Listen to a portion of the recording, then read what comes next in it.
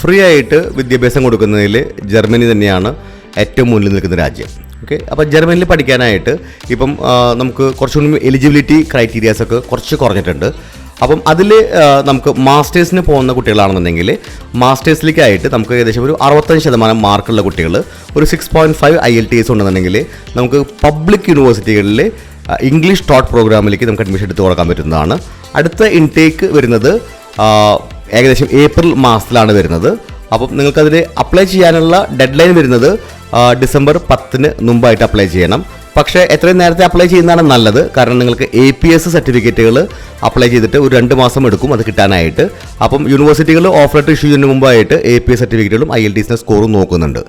ഇനി ബാച്ചിലേഴ്സിന് പോകാൻ ആഗ്രഹിക്കുന്ന കുട്ടികളാണെന്നുണ്ടെങ്കിൽ അവർക്ക് സ്റ്റുഡൻറ്റ് കോളേജ് ചെയ്തിട്ട് അവർക്ക് അവിടെ ജർമ്മനിയിൽ പ്രവേശനം നേടാവുന്നതാണ്.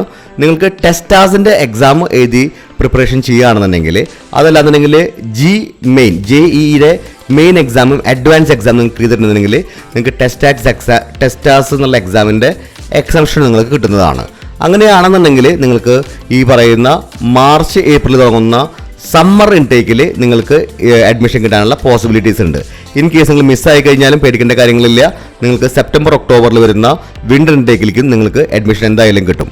അപ്പോൾ അതുകൊണ്ട് തന്നെ IELTSൻ്റെ പ്രിപ്പറേഷനും നിങ്ങളുടെ അക്കാഡമിക് സർട്ടിഫിക്കറ്റ്സിൻ്റെ APS അറ്റസ്റ്റേഷനും പെട്ടെന്ന് ചെയ്ത് കഴിഞ്ഞാൽ നിങ്ങൾക്ക് ജർമ്മനിയിലേക്കുള്ള ബിരുദ പഠനത്തിനും ബിരുദാനന്തര പഠനത്തിനും നല്ല ഓപ്പർച്യൂണിറ്റീസ് ആണുള്ളത്. അവിടെ പഠിപ്പിക്കുന്ന കോഴ്സുകൾ എല്ലാം ലേറ്റസ്റ്റ് അപ്ഡേറ്റഡ് ആയിട്ടുള്ള കോഴ്സുകളാണ്. എല്ലാം വളരെയധികം ജോലി സാധ്യതയുള്ള കോഴ്സുകളാണ്. നിങ്ങൾ പഠിക്കുന്നത് ഇംഗ്ലീഷിലാണെങ്കിലും നിങ്ങൾക്ക് അവിടെ ജോലി ചെയ്യേണ്ടി വരുന്ന സമയത്ത് ജർമ്മൻ ലാംഗ്വേജ് ആവശ്യമായിട്ട് വരും. അപ്പം ഇവിടുന്ന് പോകുന്ന സമയത്ത് തന്നെ സ്പോക്കൺ ജർമ്മൻ ലാംഗ്വേജ് പഠിച്ചു വയ്ക്കുന്നത് അഭികാമ്യമായിരിക്കും.